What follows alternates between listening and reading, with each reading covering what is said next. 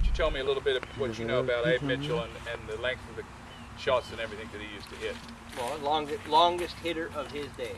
So, in the after the turn of the century in the 19-teens and into the 20s, and I think in the 30s, he was actually teaching golf in the United States.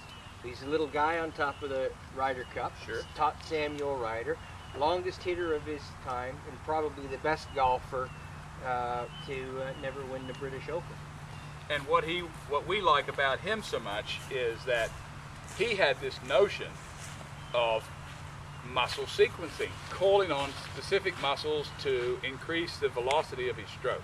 Right. And the way he did that, and we'll show this in detail in the book, but he wound both the insides of his shoes towards the target. Yep. And took all of his weight and torqued it towards the target, right, including the grip in both hands, torque, so that he wound up against it and right, could uncork it from there. Right. So his phrase was winding the muscles towards the target. So he wound everything in, wound the right foot, wound the left foot, and wound the grip. And it must have went something like this, Mike. Yeah.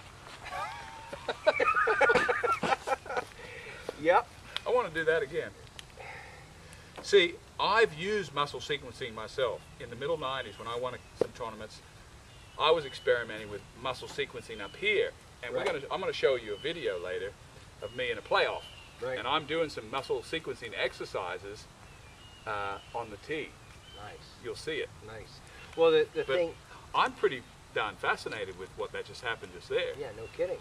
So I wound the inside of my toes and the weight, both of them. Yep.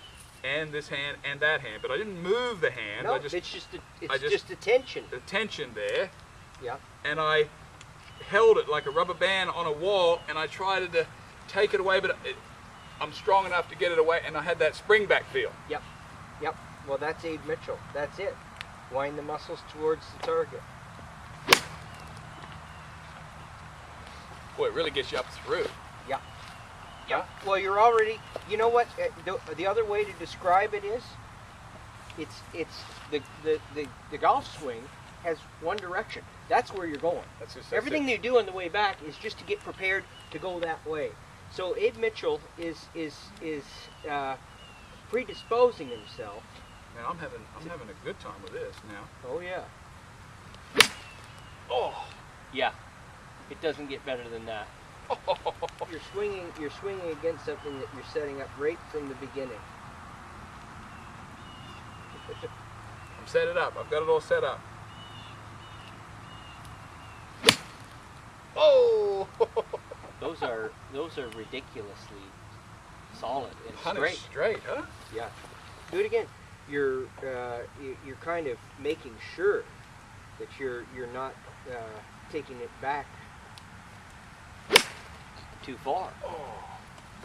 I feel like I'm standing over the ball, and I just know I'm gonna like unwind the heck out of it. Yeah. And all I got to do is keep my eye on the ball, and I'm absolutely gonna crush it. That's what I'm getting out of Abe Mitchell. And that's right. And when we talk about Abe Mitchell, we'll talk about the fact that when I talked to Jerry Starks, who gave me that copy of Down to Scratch, he pointed out the old phrase in there, the terror of the field mice, which was used by Hogan. You've told me this. In the Life magazine, 1955 Life magazine. So what you're saying to me is you saying that Hogan may have read Abe Mitchell? Yeah. Because he referred to a Abe Mitchell-ism out of his 1917 or 1918 book of Down to Scratch. Yep. You said in 1955 that Hogan's article, he had a paraphrase from, yep, and he called it the terror of the field mice. That's right. That's what he was describing his hook. So you're telling me that Hogan went back? Sure. That's what you're telling me. That's exactly what I'm telling you. I'm telling you that, again, he left no stone unturned, and why wouldn't you want to know about the longest hitter in the game? That's the same. Oh. That's the same reason he sought out Mike Austin for practice rounds. And that's another story. Anybody who did something extraordinary Hogan wanted to figure out what it was, and why wouldn't he?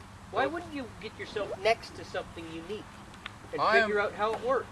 I got to be honest with you. I have never tried the Abe Mitchell. I cannot tell you. That is just pure power. Yeah. I'm not opening my stance or anything, You're but not I've doing got anything.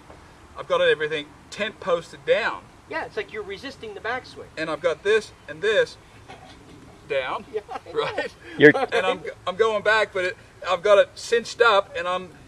Whew, You're going back, and yet you feel like you're predisposed to head that direction. I am. Yeah. Yeah. What does it look like? pre-torqued. Pre-torque. Pre-torqued.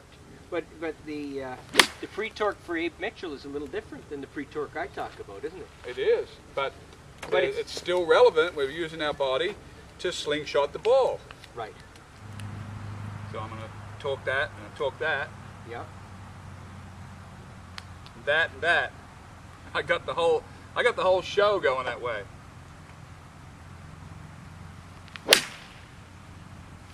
Woo! Not a lot of work, is it? I didn't quite hit it in the screws, but for the first time that I've ever tried it, that was pretty fun.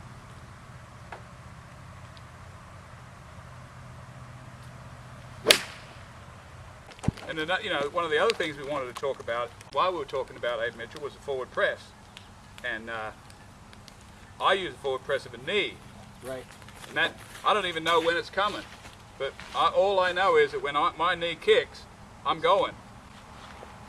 So that's your go move. Oh man. Oh. So that's your so that's your go move. Now, Yeah, so I don't even know when it's coming.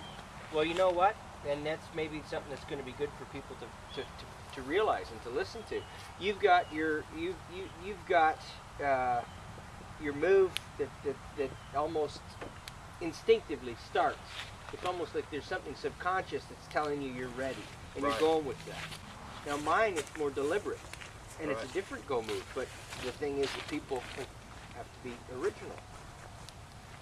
They have to be individuals. Oh, ain't that good?